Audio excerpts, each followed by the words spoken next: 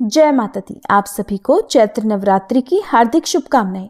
चैत्र नवरात्रि इस बार साल 2025 में 9 दिन की नहीं बल्कि 8 दिन की होने वाली हैं और मान्यता है कि इस अवधि में अगर सच्चे भाव से मां भगवती की उपासना की जाए तो न केवल जीवन में सुख समृद्धि बल्कि घर परिवार और करियर में भी बहुत अच्छे परिणामों की प्राप्ति होती है।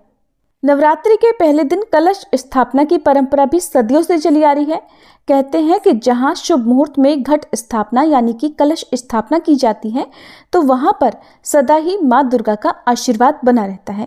उस घर में या परिवार के सदस्यों पर संकटों के बादल कभी नहीं मंडराते। इसीलिए भक्त अपनी श्रद्धा और सामर्थ्य के अनुसार नवरात्रि के दिनों में मां भगवती के 9 अलग अलग रूपों की पूजा अर्चना करके उपवास भी रखते हैं।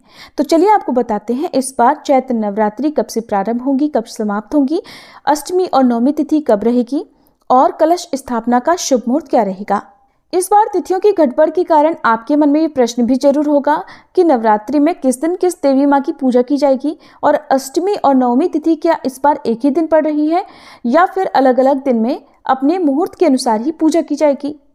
साल 2025 में चैत्र नवरात्रि प्रारंभ होंगी 30 मार्च दिन रविवार से और चैत्र नवरात्रि व्रत समाप्त होंगे 6 अप्रैल दिन रविवार को, यानी कि रविवार के दिन से ही व्रत प्रारंभ होंगे। और जब भी रविवार के दिन से व्रत प्रारंभ होते हैं तो ऐसे में माँ दुर्गा की सवारी हाथी माना जाता है। दिनों के आधार पर माता की सवारी निर्धारित होती है और हाथी पर आगमन बहुत ही शुभ संकेत देता है। हाथी पर ही इस बार माता प्रस्थान भी करेंगी।